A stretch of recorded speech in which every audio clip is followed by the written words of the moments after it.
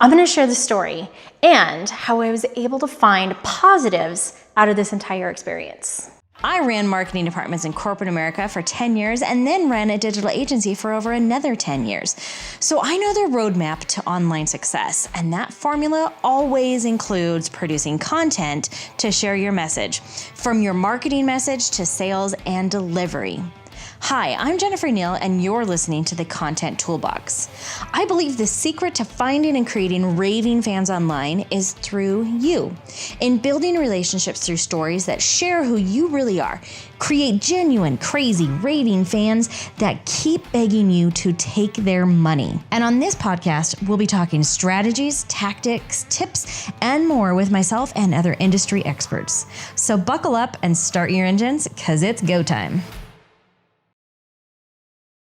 All right, this is one of those ugly things that I really don't like talking about, and I really struggled with if I was even going to talk about it on this episode, but I think that it's really important. It's all about doing the right thing and then standing up for yourself, even when the circumstances put you in a really awkward, tough position. To doing the right thing. So we are in final transition. We were finishing up a few projects, a few funnel websites that we were working on for some clients before we stopped taking on additional retainer clients, right? So this is a project that we were just finishing. And unfortunately, it's one of those jobs that the biggest problem is that I made the mistake of saying, yes, I'll take a job that was already started. And so we kind of had to unravel what was already done and then recreate. So instead of starting from scratch, which hindsight would have been a lot easier to start from scratch. That's tough. So what happened over this entire course of this thing is basically the client relations, everything kind of fell apart.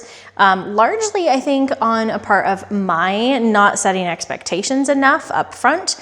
And then also, I think, just because of a lot of just inappropriate behavior, we'll say.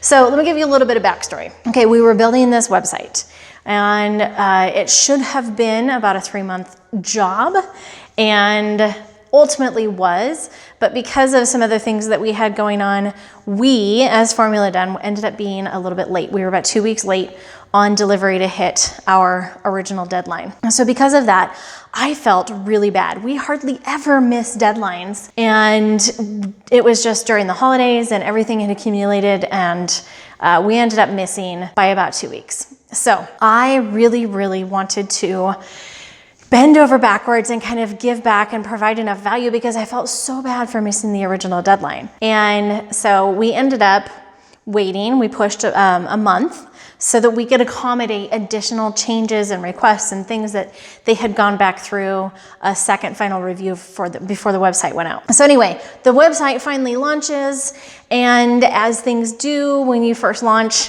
sometimes there are a few things that don't go quite right.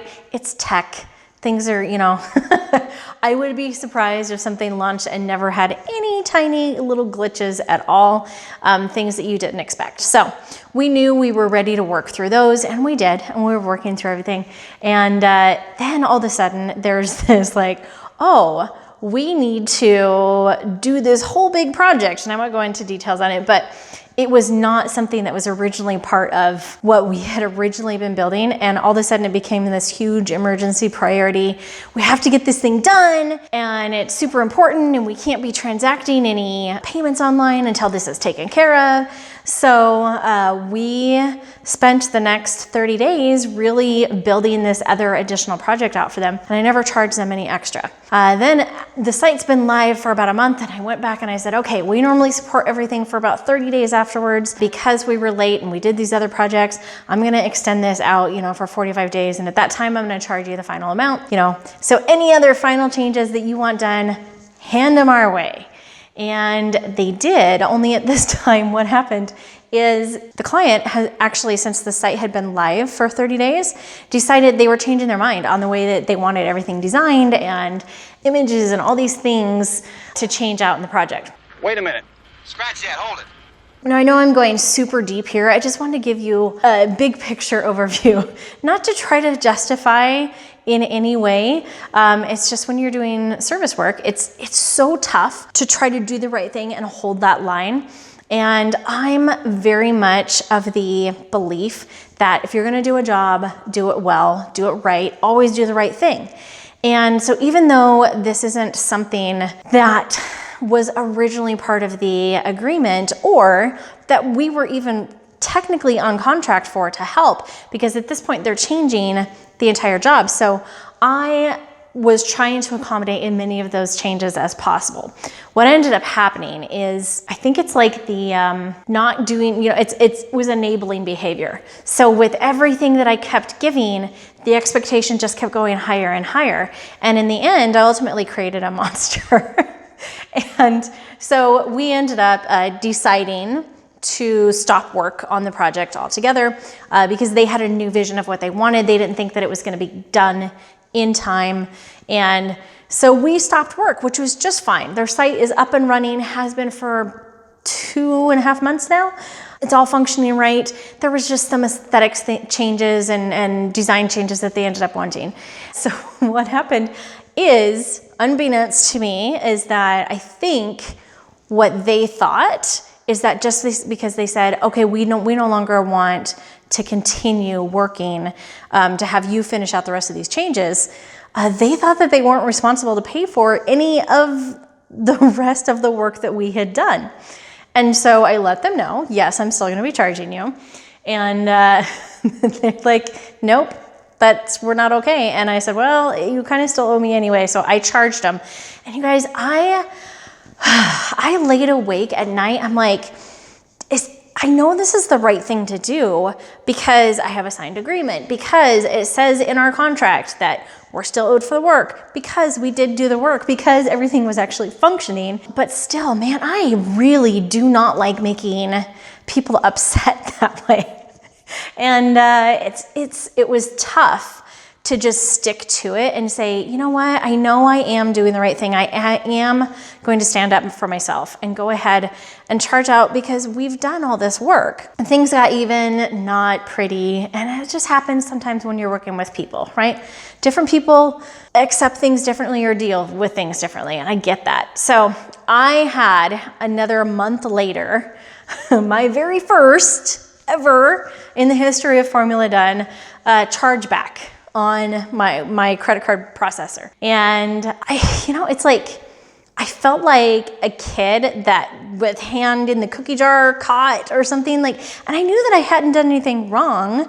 So I went back and looked at all my documentation and sent through my contract, and here's everything, and here's screenshots of the entire site, which is still live and everything like that. But man, it just makes me feel ugly and icky. But I just had to keep telling myself, like, I know that I did the right thing. I did a good job, and I'm important enough to stand up for it and say, nope, this is you still owe me, even though you changed your mind, right? So I went ahead and sent back my rebuttal information, and within a day, everything had been reversed back again in my favor. Anyway, it was really, really difficult going through my first ever fraudulent claim. And it's so tough because I just really struggled emotionally with it.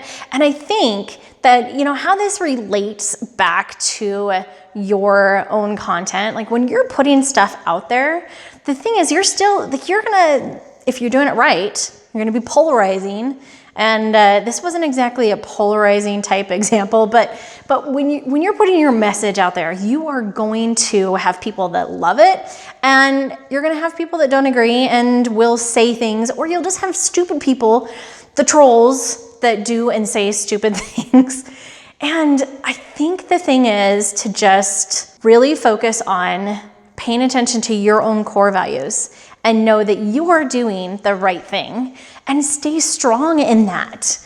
Because even in this kind of messed up world, there still is the right path and like that sense of justice and knowing that you are doing the right thing by you. And ultimately, doing and saying the right thing by you is gonna be doing and saying the right thing by your customers.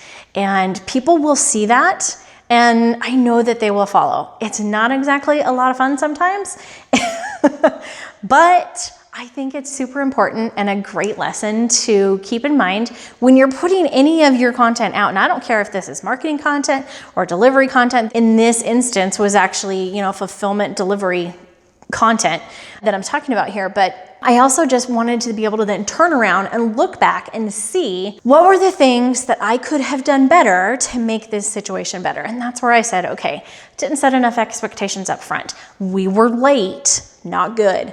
Very clearly communicating the entire way, and over-delivering is amazing. But if I'm gonna over-deliver, I wanna make sure that people understand I'm over-delivering. This is not normal. Being very clear so that I'm still keeping those expectations set where they need to be. And that doesn't even sound right. Like I always want to over-deliver, but I'm also not great about saying, hey, I'm over-delivering. So to me, we're working our butts off and we're doing all these amazing things and look at all this extra stuff, but I'm not telling them, look at all this extra stuff. I think it's really, really important to be clear in your communication and set those expectations and do absolutely over-deliver. That is like, we always are going, how can we make it better? How can we make it better? And I love that, but let people know, like, this is what I promised to give you, and I'm giving you this, so that you're just really creating that wow factor. If they don't know that it's a wow factor, they aren't gonna be wowed. So I think it's, it was a good lesson for me to also know, like, hey, I am super over delivering. I need to tell them that that's what I'm doing. And so it was a good lesson for me, a painful one, but one that I did want to share. And, there may be some people that I upset by sharing this kind of thing, but I think it's really important in any of your content, anything that you're doing and saying as you as the business, to pay attention to the impact of that. And, we're always looking at how can we make this better? Why do I always get so itchy right before doing these things? Okay. And the thing, jeez. Ugh.